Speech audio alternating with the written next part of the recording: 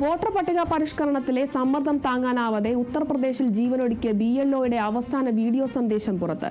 Voter പട്ടിക പരിഷ്കരണം പൂർത്തിയാക്കുന്നതിൽ താൻ പരാജയപ്പെട്ടെന്നും തനിക്ക് കുറച്ചുകൂടി സമയം കിട്ടിയിരുന്നെങ്കിലെന്ന് വീഡിയോയിൽ BLO പറയുന്നുണ്ട്. കുടുംബത്തിൽ നിന്ന് അകന്നു പോകുന്നതിൽ ക്ഷമ ചോദിച്ച BLO തന്റെ പെൺമക്കളെ പരിപാലിക്കണമെന്ന് മാതാപിതാക്കളോട് അഭ്യർത്ഥിച്ചു. സ്കൂൾ അധ്യാപകനായ സർവേഷ് കുമാർ ഞായറാഴ്ചയാണ് ജീവനൊടുക്കിയത്.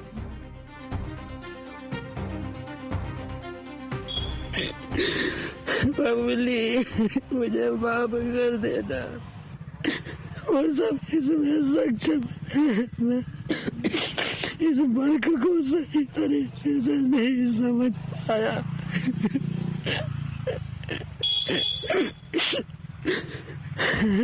मम्मी मैं तुम्हारी दुनिया से दूर जा रहा हूँ।